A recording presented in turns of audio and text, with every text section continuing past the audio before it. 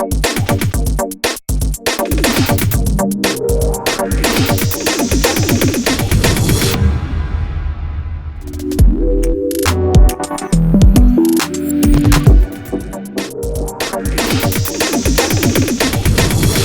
RSOS Family, selamat datang di RSOS Family Podcast. Ruang bincang inspiratif bersama Rumah Sakit Onkologi Surabaya, di mana kita semua akan belajar, berbagi, dan peduli terhadap kesehatan, terutama dalam upaya pencegahan dan deteksi dini kanker. Pada episode podcast kali ini, kita akan membahas topik yang sangat penting karena banyak masyarakat yang masih beranggapan bahwa kanker hanya muncul jika sudah ada gejala atau keluhan. Temanya adalah ada keluhan belum tentu kanker, tidak ada keluhan belum tentu tidak ada kanker. Namun saya tidak sendirian, saya bersama dua narasumber yang sangat luar biasa, yaitu bersama Dr. Jacobus Octavianus, beliau adalah Surgeon dan Onkoplasi Rumah Sakit Onkologi Surabaya atau akrab kita kenal dengan Dr. Po. Kemudian ada Ibu Lulu Indah atau biasa kita panggil dengan Ibu Ai, beliau adalah breast cancer survivor. Selamat sore Dr. Bob, apa kabar? Ibu Ai, apa kabar? Kabar baik. Baik, jadi kita mulai pertanyaannya untuk Dr. Bob terlebih dahulu ya dok. Banyak masyarakat beranggapan bahwa jika tidak ada keluhan itu berarti sehat. Apa benar dokter dengan masyarakat, anggapan masyarakat yang seperti itu? Ya, yang mungkin perlu dipahami bahwa apa yang kita rasakan sebagai suatu penyakit atau keluhan itu penyebabnya macam-macam ya. Bisa penyebab yang terjadi secara akut, misalnya infeksi gitu ya, bisa terjadi dalam hitungan hari, bisa juga sesuatu yang sifatnya kronis yang terjadi memakan waktu berbulan-bulan bahkan bertahun-tahun. Nah, itu seperti apa ya? Seperti misalnya penyakit jantung ya, penyakit degeneratif, diabetes mellitus, lalu kanker salah satunya. Jadi apa yang dirasakan pasien pada saat datang dan terdiagnosis kanker itu merupakan titik kulminasi ya dari suatu proses panjang, sehingga memang anggapan bahwa kalau nggak ada keluhan berarti tidak ada kanker itu tidak sepenuhnya tepat ya, karena dia membutuhkan waktu lama. Justru pada kanker-kanker tertentu, dalam hal ini kalau kita bicara sekarang kan payudara ya, menemukan pada saat pasien belum ada keluhan itu justru kesempatan sembuh terbesar. Sehingga hukumnya adalah kita tidak kontrol karena ada keluhan sarannya, tapi ada panduan-panduan. Kapan seorang wanita sudah harus mulai memeriksakan diri secara rutin, membangun suatu habit kesehatan, semua itu disesuaikan dengan risiko kejadian kanker tersebut sesuai dengan berjalannya usia dan faktor risiko seseorang. Baik, jadi kenapa ya dok kalau kanker payudara itu dapat muncul tanpa disertai gejala pada tahap awal? Ya, karena memang kalau bahkan pada tahap tidak awal pun banyak pasien tidak datang karena memang nggak ada keluhan ya Mbak ya. Dia sudah meraba benjolan, tapi nggak sakit benjolannya biasanya ya. Sampai sudah besar pun kadang-kadang karena ditambah rasa takut dan pembenaran bahwa tidak ada keluhan gitu ya, tetap tidak datang, sampai kadang-kadang ada yang berdarah lalu itu dianggap saya tidak bisa menangani ini sendiri jadi saya harus ke rumah sakit. Nah, kalau tidak ada keluhan itu karena memang perubahan awal sel itu memang tidak memberikan gejala apa-apa ya. Diketahui bahwa mulai kita diberi kesempatan oleh Tuhan untuk menemukan kanker pada saat kita belum ada keluhan itu, yaitu pada saat kurang lebih 2-3 tahun sebelum benjolan itu muncul. Mayoritas kanker akan ada proses perkampuran di payudara yang bisa terdeteksi melalui pemeriksaan mamografi ya. Jadi itu tidak bisa digantikan dengan pemeriksaan USG Nah, perkapuan itu baru jadi cancer yang teraba oleh pasien ataupun terlihat di USG membutuhkan waktu 2 sampai 3 tahun. Jadi memang awalnya prosesnya nggak ada keluhan, itu nggak ada nyeri, bahkan dari USG pun nggak bisa tidak terlihat gitu ya. Kira-kira gitu. Jadi kalau misalnya sebaliknya dok, kalau keluhan atau perubahan pada payudara, apakah menandakan itu adanya kanker? Tidak selalu ya, karena yang harus dipahami bahwa tubuh kita ini evolve ya, berkembang sesuai dengan pertambahan usia, sesuai dengan lama kita berinteraksi dengan lingkungan, sehingga ada keluhan-keluhan tanda kutip baru ya yang muncul sesuai dengan interaksi kita dengan lingkungan ya, berkaitan dengan faktor hormonal, itu juga sesuai usia, beban hidup dalam artian faktor stres, kualitas tidur, itu juga mempengaruhi keluhan-keluhan yang dirasakan di payudara. Tapi mayoritas keluhan-keluhan itu memang yang dirasakan mengganggu, mayoritas tidak selalu berhubungan dengan cancer ya gitu. Jadi bukan menjadi patokan umum, tapi prinsipnya kalau ada keluhan nggak boleh panik, harus dipastikan bahwa saya akan memeriksakan diri. Kalau dari hasil pemeriksaan ternyata memang tidak ada apa-apa, harus yakin, ini mungkin karena saya pekerjaannya agak berlebihan, ada banyak pikiran, kualitas tidur kurang, itu mempengaruhi keluhan-keluhan, terutama kalau pada wanita sering nyeri payudara ya. Nah, cara pandang awam bahwa sesuatu yang mengganggu itu garis panah berbahaya, itu tidak berlaku di payudara. Nyeri walaupun mengganggu hanya sekitar 5% saja yang berhubungan dengan cancer. Baik dok, kalau gitu untuk resikonya yang dapat terjadi apabila seseorang menunda pemeriksaan hingga muncul keluhan itu yang jelas ya dok? Resikonya? Iya, resikonya dokter. Resikonya tentu karena cancer itu dalam hal ini payudara itu suatu perjalanan ya, dari perubahan sel normal menjadi sel abnormal, menjadi sel kanker yang belum mempunyai kemampuan menyebar, namanya in situ, lalu invasif, punya kemampuan menyebar dan dia menyebar. Maka ini satu perjalanan. Saya selalu menggambarkan breast cancer itu seperti perjalanan satu tol, satu arah. Dia nggak bisa, sel yang berubah itu nggak bisa balik jadi normal ya.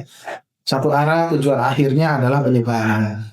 Maka tergantung kita nemukannya di mana, di kilometer pertama ke 10, atau yang di 2/3 perjalanan, setengah perjalanan, 2/3 perjalanan, atau pada saat sudah sampai di penyebaran. Jadi tentu kapan kita datang itu mempengaruhi keberhasilan dari terapi. Itu tujuan terapi selalu adalah kita jangan sampai pada tujuan akhir penyebaran. Baik dokter, sangat penting peran pemeriksaan rutin untuk mendeteksi kanker payudara sejak dini. Ya tentu ya, karena kita kan ingin menemukan sesuatu yang berbahaya, punya potensi bahaya secara dini. Masalahnya pada waktu dini itu dia tidak memberikan keluhan. Nah, bagaimana caranya? Tentu kita tidak bisa bergantung pada keluhan subjektif dari pasien. Kita harus menyusun suatu schedule pemeriksaan. Untuk wanita di atas 40 tahun dia harus mulai melakukan mamografi rutin ya. Tergantung kebijakan di tiap negara, bisa setahun sekali, 2 tahun sekali, ada di negara tertentu 3 tahun sekali. Tapi itu juga disesuaikan dengan faktor risiko pasien. Dan pemeriksaan di jarak antara mamu itu dia bisa melakukan USG. Tidak cukup itu saja. Untuk wanita itu aware atau waspada terhadap apa yang terjadi di payudaranya, disarankan tiap bulan setelah mens dia melakukan pemeriksaan payudara sendiri ya, untuk menyadari karakter dari payudaranya. Kalau ada sesuatu yang muncul lalu tidak menghilang, bertambah, Karena dia waspada, dia tahu karakter payudaranya, harapannya dia bisa cepat datang ke dokter untuk melakukan prosedur diagnostik ya. Iki kira-kira. Baik dokter, kita beralih ke survei kita ya. Halo Ibu Ai, selamat sore. Sore dokter. Jadi untuk Ibu Ai, saat pertama kali terdiagnosis kanker payudara, Ibu mengalami keluhan tertentu atau justru tidak merasakan adanya tanda apapun atau kendala sama sekali ya Bu ya? Baik. Sejujurnya memang seperti yang dokter katakan tadi ya, ketika tidak ada keluhan itu belum tentu tidak ada sesuatu. Nah pada saat itu memang saya tidak merasakan adanya keluhan apapun di tubuh, apakah meriang atau sakit di tulang atau sebagainya, itu tidak sama sekali. Kemudian kalau setelah mengetahui adanya keluhan atau tidak ada keluhan, nah itu untuk setelah yang Ibu lakukan setelah itu apa? Saya waktu itu ya, kalau saya teringat kembali, kita flashback belakang, itu memang banyak sekali kebodohan-kebodohan. Jadi karena awamnya ya, karena awam. Jadi ketika ditemukan benjolan karena tidak merasa sakit, tidak ada keluhan apa-apa, dibiarkan menunggu sampai adanya keluhan gitu kan. Cukup lama gitu loh. Setelah itu baru saya memeriksakan diri ke dokter gitu. Setelah itu baru didiagnosa dengan tepat, ternyata oh ada sesuatu gitu. Ibu proses berapa lama itu Ibu? Prosesnya pendingnya saya kurang lebih 6 bulan. 6 bulan ya? Ya. Baik kalau gitu. Jadi ketika Ibu mendapati diagnosis terkena kanker payudara, perasaannya Ibu bagaimana saat itu? Mungkin sama yang dirasakan oleh banyak orang di luar sana ketika terdiagnosis ya. Pastinya ya takut, cemas, kemudian banyak pikiran-pikiran yang negatif yang datang ya. Ya pasti itu sangat membuat cukup down ya, cukup merasa bahwa wah, kayaknya sebentar lagi deh nih gitu ya, ajal saya. Seperti itulah pikiran-pikiran yang lebih ke negatifnya daripada ke positif.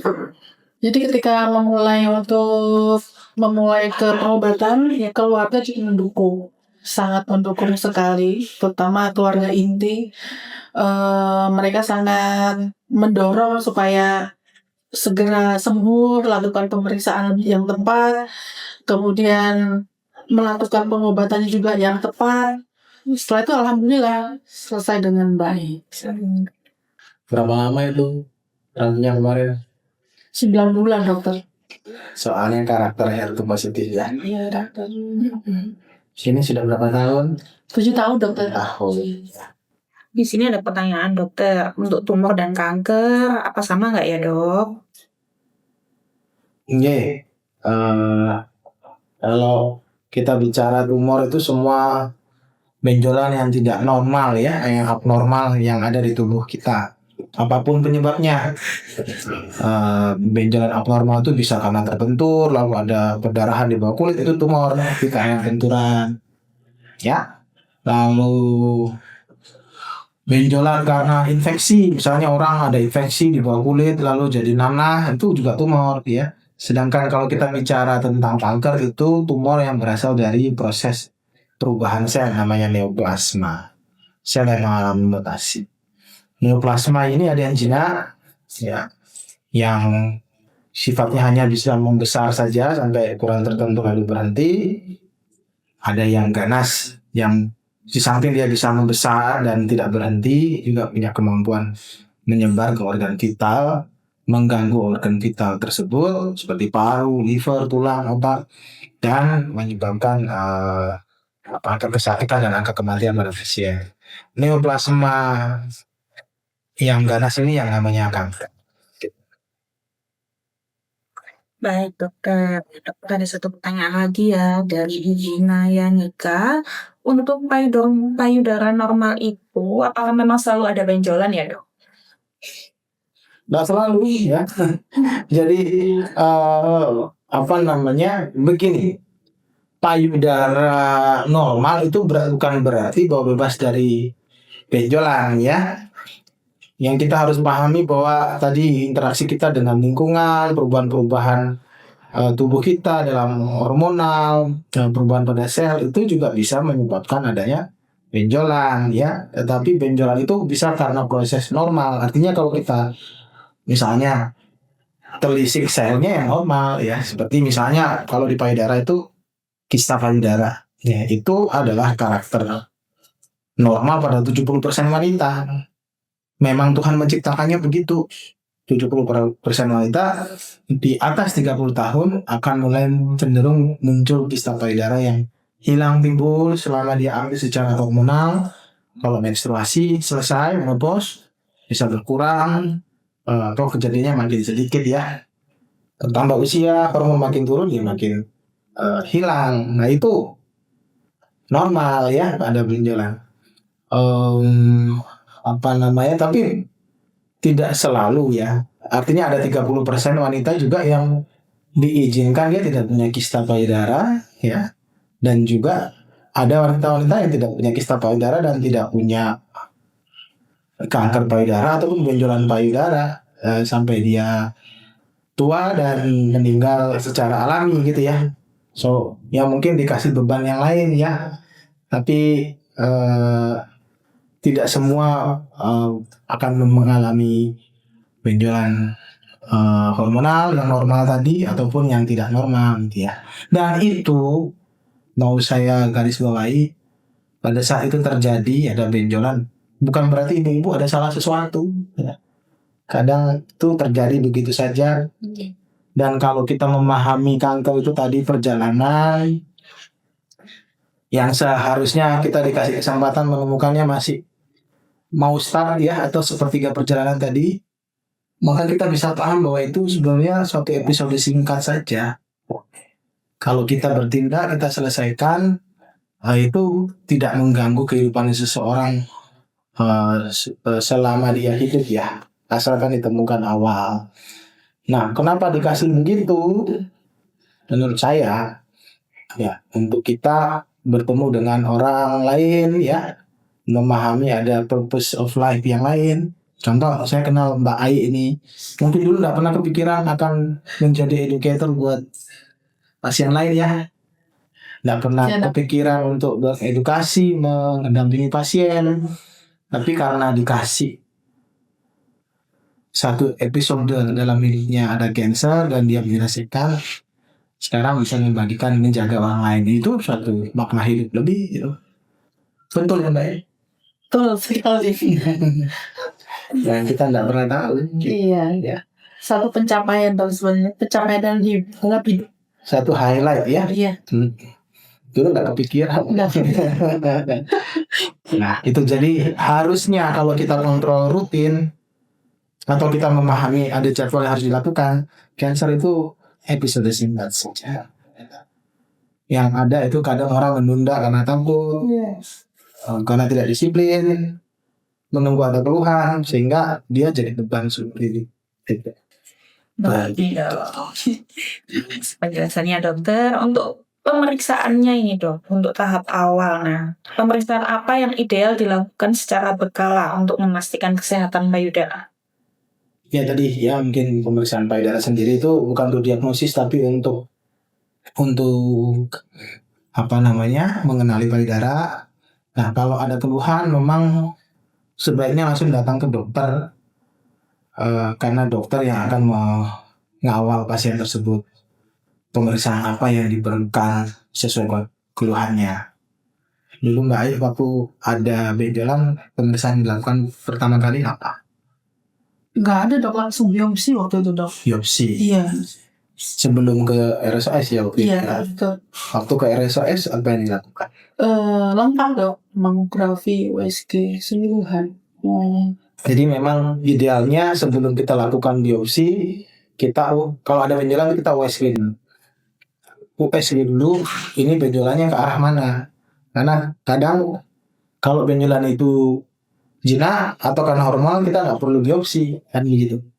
Jadi kalau ada keluhan benjolan USG dilihat supaya kita tahu benjolannya ke arah mana dan apakah perlu tindakan lain atau tidak.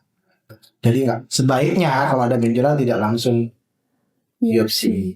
Baik, ini ada pertanyaan untuk Ibu Ai ya. Nih, jadi setelah Ibu sudah survive kanker payudara ini, ada perubahan pandangan nggak Bu terhadap pentingnya deteksi dini maupun pemeriksaan kesehatan sekarang? Pasti ya, pasti. Jadi dulu sebelum terdiagnosa tuh saya abai ya, saya nggak pernah namanya sadari gitu kan. Saya pun menemukan benjolan itu pun ketika mandi.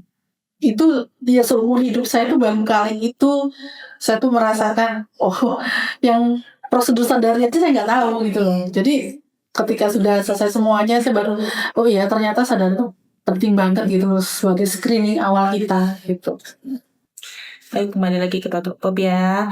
Seberapa besar dokter peran deteksi dini dalam meningkatkan angka keberhasilan pengobatan kanker payudara, Dok? Ya, tadi rasanya sudah terangkum dalam analogi saya ya, bahwa kalau kita menemukan cancer itu di kilometer awal ya, itu angka keberhasilannya tinggi. Tidak semua cancer mempunyai konsekuensi seperti itu ya, ada perjalanan waktu, ada yang datang, ada yang muncul, severity-nya atau keparahannya tergantung dari karakternya. Misalnya seperti kanker kelenjar getah bening ya, itu ada karakter-karakter yang agresif, ada yang tidak gitu. Tapi kalau payudara itu ya ada yang agresif, ada yang tidak, tapi ada proses perjalanan sehingga menemukan dini sangat-sangat berpengaruh terhadap keberhasilan.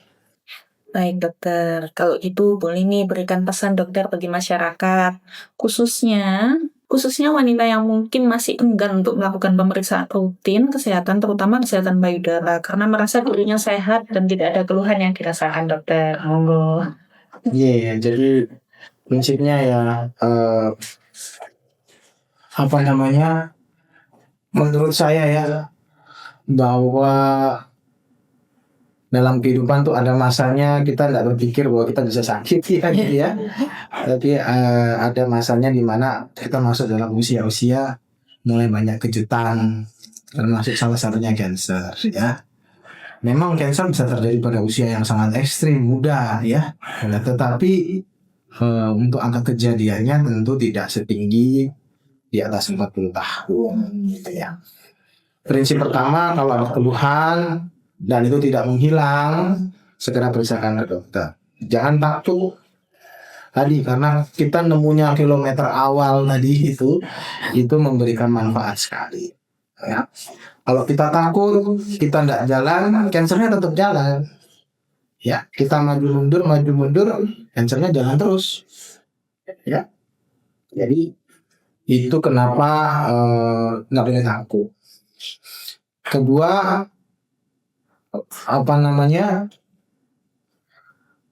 tugas kita kalau ada terdiagnosis, karena tadi pemahamannya bahwa cancer itu tidak menunggu, dia jalan terus, maka kita juga harus mulai jalan ya, harus mulai bertindak. Dan berbicara dari pengalaman, tugas kita itu berusaha. Ada pasien-pasien yang secara buku persentasenya sekian persen keberhasilan ya, tetapi waktu berlalu ternyata itu tidak terjadi ya, dia baik-baik saja. Sehingga kita tidak boleh menghabiskan waktu berpikir kenapa kok muncul, apa benar saya harus begini gitu ya, kok dia begini, kok yang itu begini, kok yang itu minum ini. Jangan, segera mulai terapinya sesuai medis. Kita baru tahu kita dikasih apa kalau kita berusaha ya. Ada pasien dengan metastasis, ada yang diizinkan setelah 5 tahun melakukan terapi, hari ini masih dalam kondisi baik-baik saja ya. Ada. Apakah kita tahu 5 tahun lalu dia akan baik-baik saja? Belum tentu, tapi kita berusaha, dan itu adalah tugas kita. Jaga diri, kalau ada diagnosis jangan menunda, langsung bertindak. pakai kacamata kuda, perjalanan saya begini, orang lain ya gitu. Dan yang paling penting lagi, ada satu yang tidak bisa digantikan dokter ya, sepintar apapun dokternya, yaitu insight atau pengalaman pribadi dari orang yang sudah mengalami. Ada pasien-pasien yang sudah mengalami yang juga ingin mendampingi ya, sharing terhadap kepada pasien-pasien yang baru terdiagnosis. Nah itu ada support group namanya. Itu adalah satu komponen terpenting dari terapi. Kalau bisa, kalau memang mau mencari informasi, jangan men-scroll sosial media secara random ya, tapi dekatkan diri dengan support group, lalu mengikuti channel-channel yang memang bisa dipertanggungjawabkan. Gitu. Itu aja pesan saya ya. Jadi ilmu pengetahuan itu kalau proper, kalau kita dapatkan dengan porsi yang baik dari sumber yang baik bisa menyelamatkan. Tetapi kalau kita dapat terlalu banyak dari sumber yang tidak bisa ditanggung jawab, bisa jadi faktor stres dan panik juga gitu. Itu ya. Iya betul. Dok, boleh tanya nggak dok? Boleh ya. Boleh. Dan Bu, ini sebenarnya adalah pertanyaan titipan dari beberapa teman.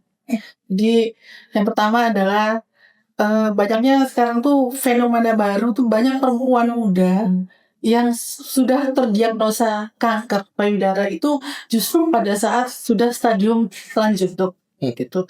Yang pertama adalah apakah penyebabnya apa? Kemudian bagaimana cara mengelola pola pikir mereka gitu dok, supaya mereka tidak tersubjek kepada stadium, lanjutkan pengobatan aja.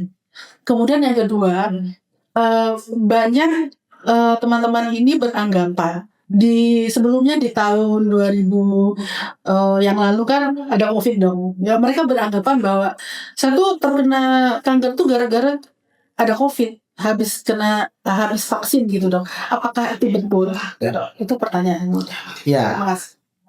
Jadi memang fenomena breast cancer terutama di Asia itu lebih bergeser ke usia muda ya.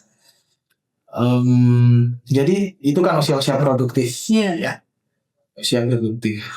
Di mana menurut saya secara karakteristik usia-usia di mana orang belum kepikiran cancer sih ya.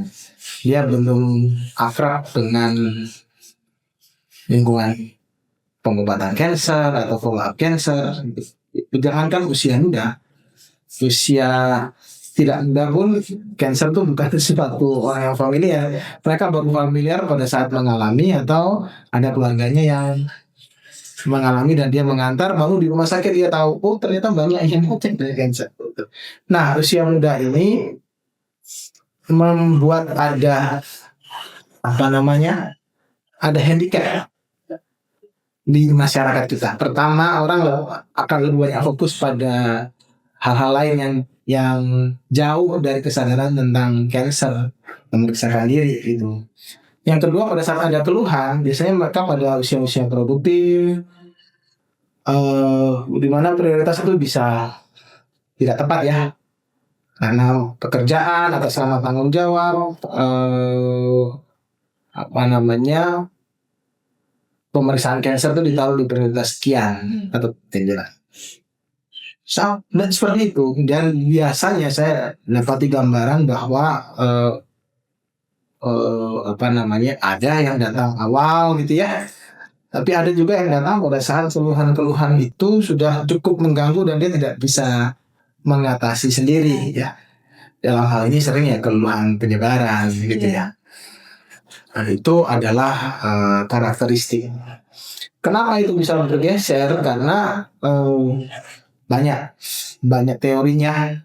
Tetapi kalau kita bicara sel itu bermutasi karena paparan menahun dari sesuatu ya. Wanita yang usia muda sekarang dengan dulu zaman perang mungkin berbeda ya. Kalau zaman dulu ibu-ibu saya itu berbeda.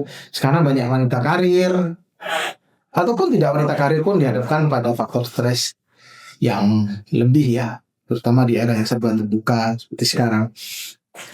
Nah, lalu wanita karir itu juga diketahui apa namanya tadi pola pola stres, pola tidur, eh, vitamin D yang kurang karena keluar dari rumah masih gelap, naik mobil sampai kantor kerja sampai gelap, pulang nggak ada vitamin D. Iya. Yang padahal Sudah masuk. vitamin D itu salah satu yang banyak disoroti tentang anti-inflamasi ya, anti peradangan yang bisa merupakan salah satu proses awal dari cancer. Jadi memang bergeser. Dan kalau itu di Asia mungkin kalau di Barat itu lebih banyak cancer yang berkaitan dengan pola diet ya. Nah, dietnya kan tinggi lemak dan sebagainya. Kalau di Asia itu mungkin karena kita secara root kulturalnya orang yang ada unggah-ungguh, ada patuh, bertanggung jawab terhadap pekerjaan kalau nggak disenangi, nggak nyaman tetap dikerjakan atas nama tanggung jawab. Kalau di luar negeri disuruh tinggal kalau dia nggak senang gitu. Jadi kadang-kadang orang Asia itu bekerja dalam stres, tingkat stresnya tinggi ya dok. atas dasar bertanggung jawab. Betul nggak Cang? Bercanda ya. Kok dokter? Gitu ya. Jadi itu kenapa bergeser ke usia muda dan kenapa kok polanya banyak datang bisa terlambat ya. Karena prioritasnya dan dia tidak familiar dengan lingkungan itu. Bahkan informasi ini pun menurut saya mudah-mudahan tidak. Tapi kalau orang ada lihat TikTok live, mungkin ibu-ibu 40 tahun, 50 tahun yang tahu tetangganya akan nonton, mungkin yang usia muda langsung di jangan ya. Pengetahuannya penting banget ya. Karena ya mungkin lihat yang lain, Iya. ya, lihat live share apa gitu ya. Tentang vaksin COVID hubungannya dengan breast cancer tidak ada penelitian yang itu ya. Jadi kita bisa anggap itu myth ya, mitos. Ada lagi dokter, mau tanya lagi. Monggo. Nih dokter tadi kan ngomongin masalah vitamin D, ya tuh baik untuk lintas. Jadi ada beberapa pasien itu yang sering nonton live saya, jadi mengatakan selalu yang ditanyakan itu adalah pentingnya atau bagaimanakah vitamin D ini untuk pasien, berapa ukurannya itu mereka nggak tahu gitu. Kadang-kadang mereka apakah vitamin D tersebut harus dengan resep dokter atau bisa dibeli di luar gitu loh dok. Kadang banyak yang di live TikTok itu banyak yang menjual bebas gitu dong. Entah itu kandungannya ada di vitamin D K2 seperti itu dong. Itu pentingnya seberapa besar gitu loh dok. Terus yang kedua itu terkait makanan dok. Selalu yang ditanyakan itu bagaimana pola makannya sih mbak gitu. Karena kalau mereka melihat saya sudah survive 7 tahun, pasti mereka menanyakan pola makannya gimana, apakah ada patangan. Selalu saya jawab, dokter saya tidak pernah melarang kalau mau makan apa. Siapa dokternya itu? Dokter nggak pernah melarang gitu, cuman ya membatasi gitu kan dok. Terus kalau dokter sendiri gimana nih? Soalnya mungkin banyak audiens saya juga di sini.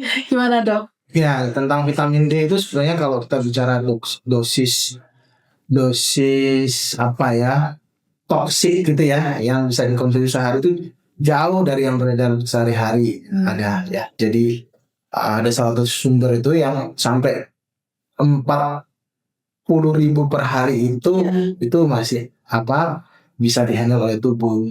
Tapi yang harus dipahami pertama, vitamin D itu kan disintesa di kulit ya, dan seiring dengan bertambahnya usia kemampuan itu akan berkurang. Lalu kita juga tidak berjemur totally naked gitu ya, sehingga memang sintesanya juga kurang. Jadi memang harus disuplementasi dari luar, dan itu tidak bisa kita minum beberapa kali lalu periksa dia naik ya, butuh waktu minum rutin dan berbulan-bulan, di atas 3 bulan baru cek, baru bisa kita lihat gitu. Banyak artikel-artikel yang menyarankan dosis untuk rutin diminum sehari-hari itu 5.000 international unit itu sudah proper ya gitu. 5.000 IU itu proper. Baik itu mau diminum tiap hari atau 2 hari sekali itu masih aman. Bayangkan dosis itu masih jauh dari dosis yang dianggap lebih gitu. Yang kedua tadi makanan. Makanan dok. Makanan yang dimakan adalah makanan yang memberikan kebahagiaan hati, kan harus bahagia, tetapi tidak boleh berlebih sehingga menaikkan berat badan. Sehingga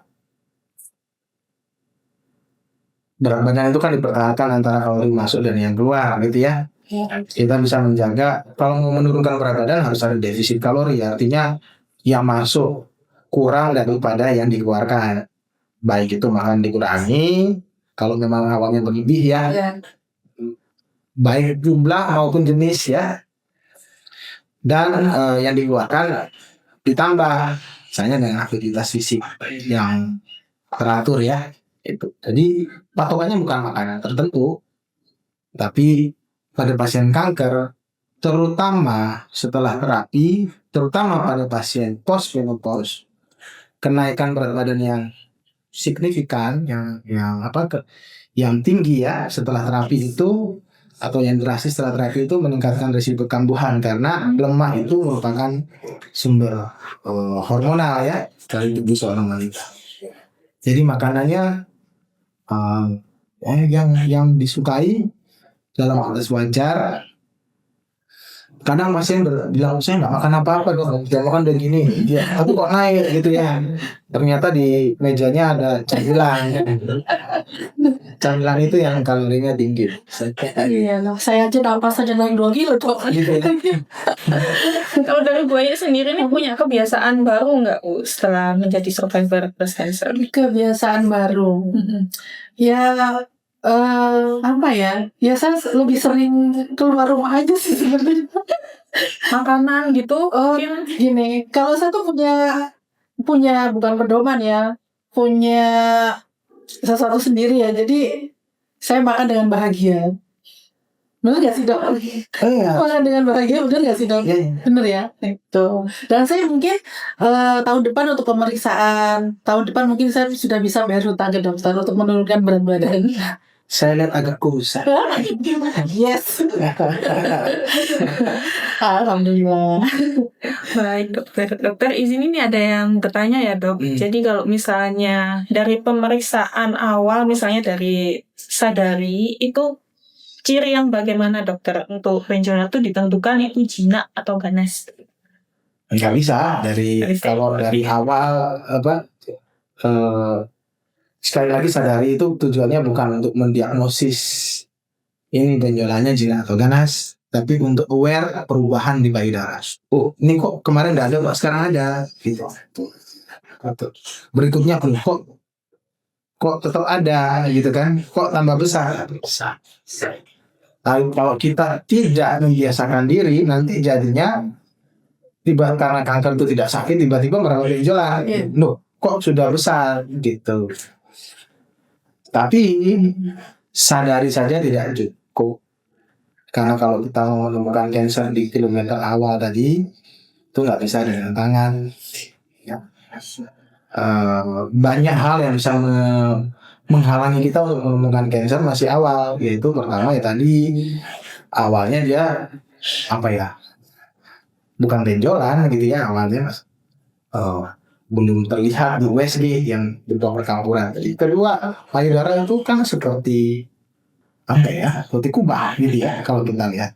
Kalau benjolan itu munculnya di permukaan dekat kulit, akan mudah teraba. Tapi kalau dia munculnya di dasar, di atasnya otot dada gitu ya, bagian bawah dari payudara, maka deteksinya akan sulit sekali. Sampai ukuran tertentu cukup besar, pasien merasakan perbedaan baru ya. Jadi sadari ya, tapi kalau sudah masuk dalam kelompok usia pemeriksaan ya pemeriksaan. Baik dok, ini ada yang tanya lagi dok, kira-kira umur berapa orang bisa kena kanker payudara? Banyak macam-macam ya. Yang termuda operasi di sini 16 tahun, Yang tertua yang saya operasi 97 tahun. 93 tahun, maaf. Lalu beliau sehat sampai usia 97 tahun, berpulang karena usia, bukan karena kansernya. Karena Gitu. kanker. Baik dokter. Ini untuk makanan berarti tadi memang nggak ada pantangan tertentu ya dok ya? Makanan orang jangan deh. Sama makanannya di pinggir jurang nih, nggak boleh. Oh, nggak boleh. Di tengah jalan. Nggak boleh dong. Kalau untuk Ibu Ayi nih bisa Ya. memberikan pesan kepada masyarakat, khususnya wanita yang mungkin masih enggan untuk melakukan pemeriksaan rutin karena terutama kesehatan payudara itu merasa dirinya sehat dan tidak ada keluhan yang dirasakan. Bagaimana itu? Baik, jadi memang pemeriksaan payudara atau screening itu bukan hanya sekedar sakit atau penyakit, tapi bagaimana kita dapat memprioritaskan kesehatan kita. Jadi kalau semakin kita sering memeriksakan, insya Allah bisa terhindar dan bukan terhindar ya, sepertinya terselamatkan ya dok ya. Ya. Semakin di awal diketahui gitu ya Bu ya, semakin awal diketahui semakin baik. Gitu. Baik, dokter ini ada yang tanya lagi dok atas nama Ibu Nelly. Dok, apa setelah kita USG itu sudah tahu kalau misalnya itu ganas atau gimana? Ya, dari pemeriksaan USG itu akan ada kriteria-kriteria yang dipakai oleh dokter radiologi ya. Benjolan ini payudara normal, lalu ini benjolan tapi jinak ya. Ada benjolan tidak normal, bentuknya tidak lazim tapi kemungkinan besar jinak karena karakter lain mengarahkan ke jinak. Benjolan bentuknya tidak normal, bukan bentuk benjolan jinak ya, dan ada kemungkinan dia bisa ganas atau benjolan itu begitu dilihat memang sudah memenuhi karakter benjolan ganas. USG itu tidak pernah dijadikan atau pemeriksaan radiologi apapun itu tidak boleh dijadikan satu-satunya dasar diagnosis, apalagi diagnosis akhir. Maksudnya ini benjolannya dari USG bilang ganas, lalu langsung diangkat payudara, juga nggak boleh. Diagnosis 100% itu adalah melihat di bawah mikroskop selnya. Sehingga pemeriksaan radiologi itu fungsinya adalah mengarahkan kita apa yang harus kita lakukan. Ada yang ini kontrol rutin saja, ini kontrol ketat ya. Misalnya kalau rutin itu 6 bulan, ini 3 bulan. Ini harus dibiopsi untuk menyingkirkan kemungkinan ganas gitu. Ini harus wajib biopsi untuk tindakan operasi misalnya. Nah itu semua ada kriteria dari pemeriksaan USG-nya. Dan memang kita dikasih satu tanda yang cukup konsisten dipakai di ilmu pengetahuan. Benjolan jinak dan benjolan ganas itu bentuknya memang berbeda di USG. Jadi pada tangan yang tepat, artinya dokter radiologi yang jam terbangnya tinggi, menggunakan alat yang baik, didukung oleh pengalaman ya, gitu ya. Kebenaran diagnosis benjolan payudara dari USG itu sangat tinggi. Begitu. Baik dong. Jadi untuk USG itu harus diulang terus atau bagaimana ya dok? Ya, kalau prinsipnya kan apa tadi tubuh kita itu kan berinteraksi dengan lingkungan, berinteraksi dengan lingkungan, reaksi tubuh kita sekarang dengan 6 bulan lagi, dengan 1 tahun lagi tentu berbeda ya. Jadi memang tidak bisa kita satu kali USG lalu dikatakan aman, lalu kita pakai data itu selama 3 tahun bahwa payudara saya baik-baik saja, saya pernah USG baik-baik aja. Kapan 3 tahun lalu? Nggak bisa dipakai. Itu harus berkala ya. 6 bulan, kalau tidak sempat pokoknya jangan lebih dari 1 tahun. Kenapa begitu? Kalau diizinkan ada sesuatu, kesempatan untuk menemukan pada saat pasien belum mengeluhkan tinggi ya gitu. Kalau ada sesuatu kita nggak kelewatan lama. Ada pasien 3 tahun lalu USG nggak ada apa-apa, tapi sekarang datang dengan kanker ukurannya 3 cm misalnya. Lalu bertanya, saya kan 3 tahun lalu pernah USG nggak apa-apa, kok bisa dalam 6 bulan pun bisa berubah di payudara? Itu kira-kira.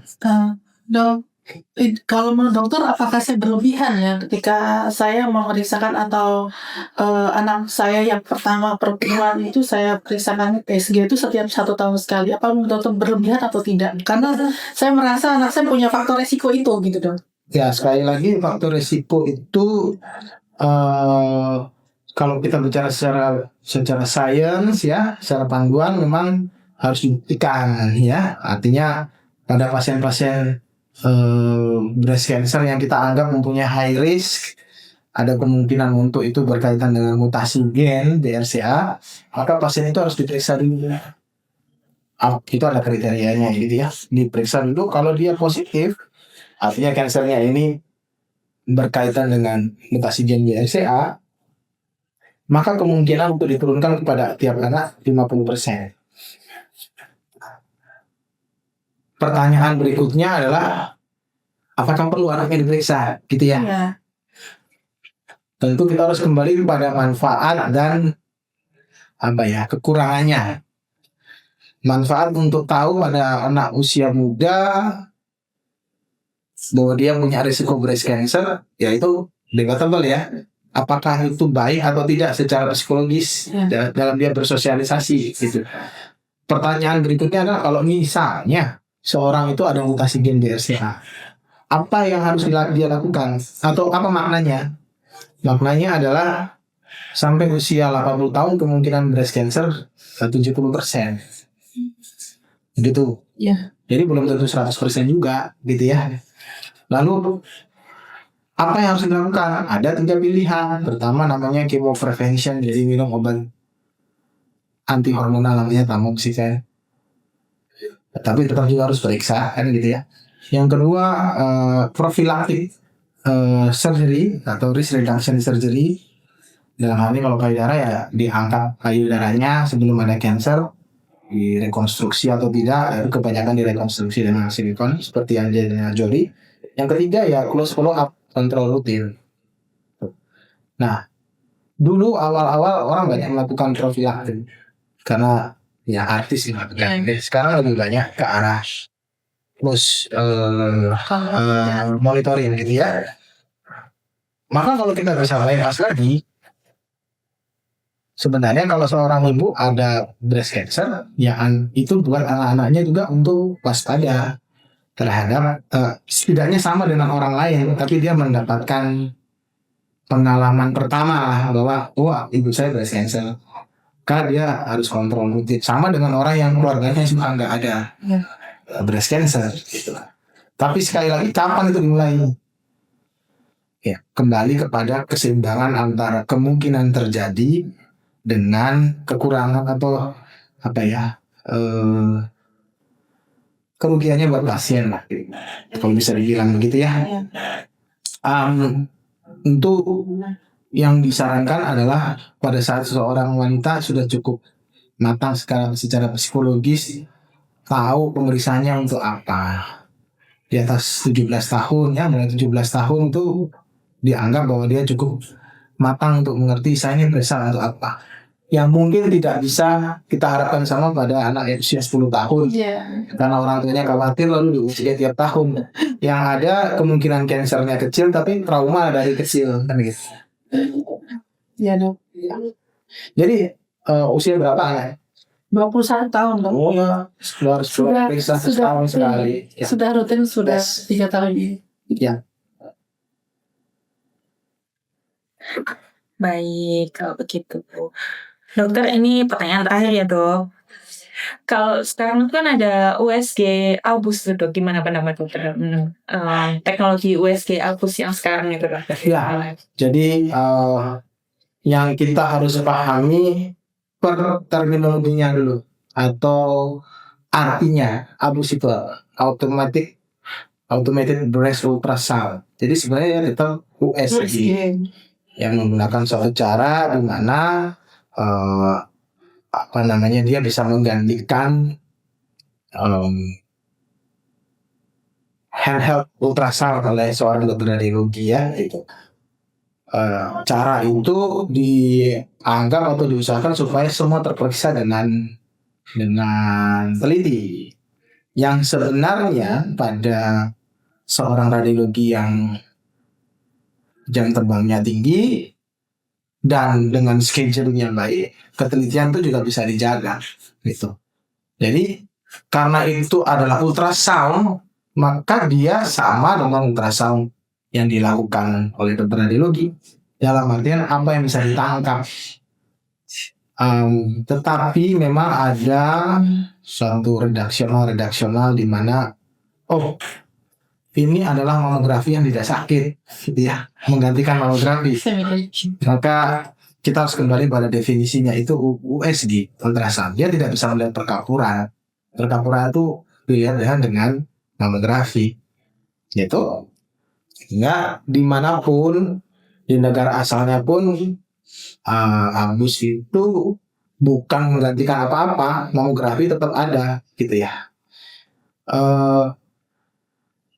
USG itu adalah pemeriksaan yang sangat bergantung pada jam terbang seorang dokter.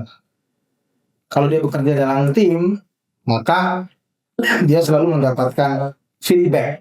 Yang saya baca kemarin, saya curiga ini, ternyata setelah dioperasi hasilnya benar, gitu ya. Dan itu kalau bertahun-tahun dia menjadi ahli. Kalau abus diperiksa, lalu dokternya melihat, bukan real time ya, bukan ya. Nah itu menurut saya ada kekurangan di situ. Karena kadang dokter itu juga ada intuisi, ada art of medicine-nya. Pada saat melihat, dia memflashback semua kumpulan kasus yang dia kerjakan. Keuntungannya apa? Karena dia itu adalah automated, ya, maka dia menghilangkan faktor fatigue atau kelelahan dari seorang dokter radiologi. Lebih cepat. Jadi untuk mass screening, untuk screening luas, mungkin tidak memerlukan banyak waktu, karena kan dilihat dengan program, gitu ya, lebih cepat.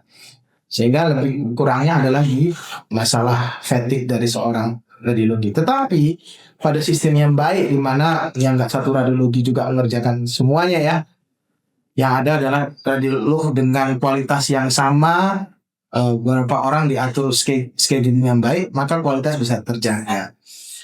Kalau untuk screening, dia untung karena cepat. Tapi bukan juga untuk mendiagnosis. Biasanya itu kalau ada sesuatu akan di call back pasien itu untuk dilihat kembali. Jadi keuntungannya hanya di situ menurut saya. Ya. Dia lebih cepat karena tidak membutuhkan manusia, gitu ya. Untuk jumlah pasien yang banyak, tidak ada faktor kelelahan dokter yang bisa menyebabkan error, tapi itu bisa dijembatani dengan atau dihilangkan dengan bukan satu dokter yang mengerjakan. Analogi sederhananya adalah pesawat itu ada autopilot, mobil sekarang juga ada auto driving, ya. Tapi apakah kita mempercayakan semuanya pada autopilot? Apa kita nyaman autopilot atau auto driving di tol? Tidak selalu. Pada kondisi tertentu bisa dipakai, tapi pada kondisi-kondisi yang berkaitan dengan diagnosis, tetap USG yang dipegang oleh tangan seorang dokter radiologi dengan jam terbang yang tinggi dan melihat saat itu juga, itu tetap tingkat kebenarannya atau tingkat keakuratannya lebih tinggi dibandingkan suatu abus. Baik dokter. Baik sekali penjelasannya dokter. Ini ada satu pertanyaan lagi ya dokter ya. Ini jadi ada yang menanyakan, kalau setelah terdiagnosis breast cancer yang tipe hormonal, apakah perlu minum obat terus-menerus atau pengangkatan indung terlebih ya dokter? Ya, jadi itu keputusan itu sangat bergantung pada warna pada penanganan kanker payudara itu tidak satu warna ya. Kita melihat banyak faktor, yaitu faktor risiko pasien tersebut ya, diagnosisnya stadiumnya berapa, risk untuk recurrent atau kambuhan atau penyebaran jauhnya bagaimana, atau sekarang memang dia dalam kondisi penyebaran ya. Jadi antara terapi yang diberikan, efek samping terhadap kualitas hidup pasien itu selalu menjadi pertimbangan di atas apa yang kita hadapi. Misalnya seorang pasien dengan stadium 1 breast cancer, hormonal reseptor positif kuat, karakternya bersahabat, misalnya grade 1 ya, RPR-nya 100%. Lalu karena ketakutan, lalu ingin angkat hidung telur, itu rasanya berlebihan ya, karena data-data menunjukkan terapi anti hormonal tablet saja sudah cukup. Berbeda dengan kita melihat pada pasien-pasien yang lokal advance, stadium 2B ke atas, atau stadium 3 yang awalnya sangat advance ya, atau yang memang sudah ada penyebaran, maka antara keperluan terapi dengan efek sampingnya itu kita ya, kalau penyebaran kan kita harus mencegah progresivitas, maka ada efek samping yang memang kita bicarakan dengan pasien sebagai barter dari usaha kita menjaga supaya kansernya tidak progresif. Karena kalau progresif juga pasti ada keluhan kan begitu. Jadi ini ada balance, tidak bisa sama. Harus dibicarakan dengan dokter. Kalau kita perlu menghentikan hidung telur pun sekarang tidak harus dioperasi, ada obat-obatannya. Ovarian suppression ya, dengan obat-obatan yang disuntikan baik di 1 bulan sekali atau 3 bulan sekali. Jadi pilihannya banyak, tergantung dari karakter kanker, kapan ditemukan, kondisi sekarang pasien bagaimana, bagaimana pasien mentolerir dari terapi yang diberikan itu juga menjadi pertimbangan, karena kita menerapi pasien bukan buku. Baik, dan untuk pertanyaan terakhir untuk Bu Ai ya. Bu Ai kan sudah membicarakan tentang makan dengan bahagia ya Ibu ya. Nah, ini ada pertanyaan Ibu, bagaimana cara menjaga semangat dan positifnya tetap terjaga setelah terdiagnosis? Bagaimana tadi? Diulangi. Cara menjaga semangat dan positifnya setelah terdiagnosis itu. Semangat ya. Saya untuk menyalurkan semangat saya tuh ada di komunitas. Jadi saya jadi ada di komunitas. Jadi semangat saya salurkan semua kepada teman-teman yang baru gitu, yang baru terdiagnosa, yang baru menjalani pengobatan. Itu jadi satu hal semangat buat saya juga. Saya pernah ada di posisi itu, dan saya sekarang sudah keluar dari itu, dan saya ingin kamu sekarang yang lebih semangat. Berarti komunitas survivor ini cukup penting ya Ibu ya. Penting sekali. Bagi penderita breast cancer ya Ibu ya Kak. Dulu Dokter Bob yang nyaranin saya babat alas dulu.